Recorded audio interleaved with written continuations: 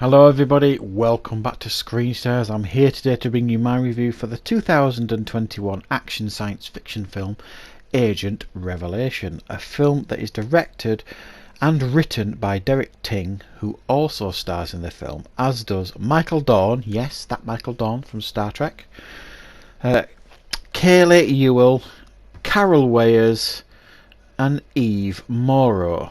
Now, this film focuses on an alien invasion of sorts, and Michael Dorn has set up and thundered this underground operation that is there to fight back and push back against this alien invasion.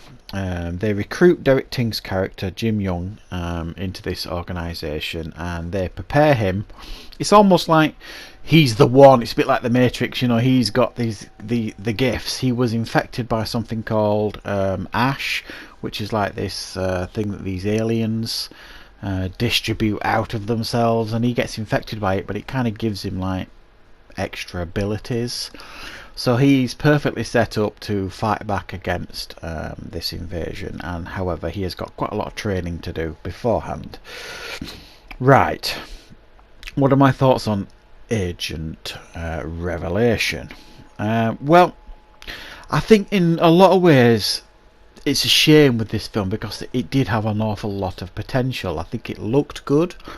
It kind of felt like a pilot to a TV show or something like that. It's decent quality, a decent idea. I mean, these sort of things are, you know, great for a science fiction action film, this sort of storyline. I think the problem with the film is it gets itself convoluted with these dull storylines that aren't particularly interesting, that drag on for too long. And the dialogue isn't interesting enough to make you care about many of the characters.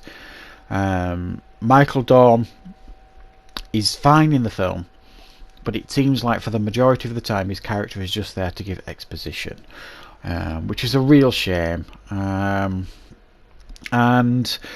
when the film decides to focus on what it's good at, which is the action side of it, it's fine. Visually, it's fine, and it's a damn sight better than films like Jiu-Jitsu, you know, the recent Nick Cage film that had all this talent in it and martial arts stars and stuff, and the action was abysmal.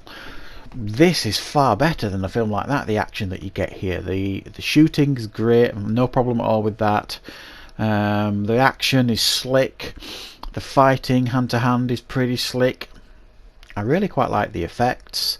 For most of the film, and obviously they were probably restricted with the budget, for most of the film, like, the aliens are like portrayed as humans for the most part, you know, and then later on in the film you get them turning up, and you get these action scenes with them, and there's like this, I don't know, it's like it's hard to describe the effect, but I thought they looked pretty cool, and there were some good action scenes. The last 20-25 minutes of the film was easily the strongest part of it. Leading up to that, it felt at times a little bit dull, a little bit drawn out. Could have probably had 10 minutes shaved off the film to make it move a bit faster. Too many characters I felt there was in the film, and not enough for them to do. They tried the best, or Derek Ting, who's the writer and director and the main star of the film, he tried to give himself too much backstory, and he didn't need as much, and they tried to tell some of his backstory through flashbacks, which didn't work. It felt a bit jarring, and then later on in the film there were betrayals that you could see coming a mile away. Too much going on, and the betrayals were from people that you didn't care enough about, so it didn't have the impact it should have done, some of the betrayals that took place in the film. So it was fairly predictable, and I thought it just tried to be a little bit too clever for its own good.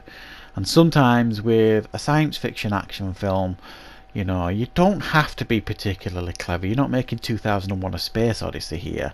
You're making a fun, slick action film. Stick to your strengths, because when this film does stick to its strengths, it's far more entertaining because of it.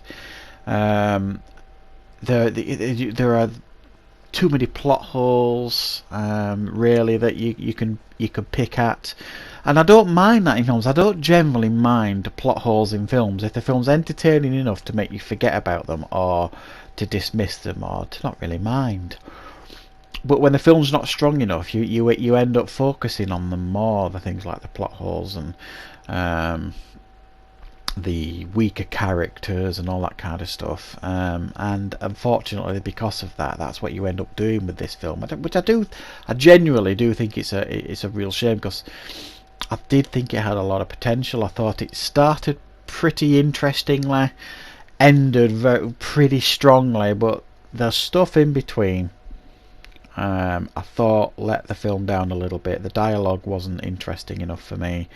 It was actually quite dull at times. Some of the characters were quite dull. Some of them, they tried to make them a bit funnier, a bit comedic, the characters, and it didn't seem to fit, because it just didn't feel like that was that kind of film. And maybe that could have worked if they actually, put the tongue in the cheek a little bit more and made this a little bit more cheesy. It could have worked.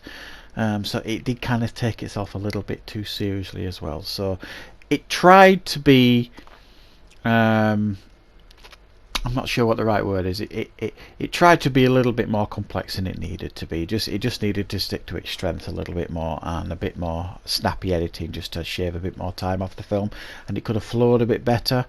As it stands, I'm going to have to give this one a 4.5 out of 10. Quite a few faults with it, but there is some entertaining parts too, so it might be something you science fiction fans out there may want to check out. So thank you very much for watching. I hope you enjoyed the review. I will see you back on Screen Stars with more content very soon.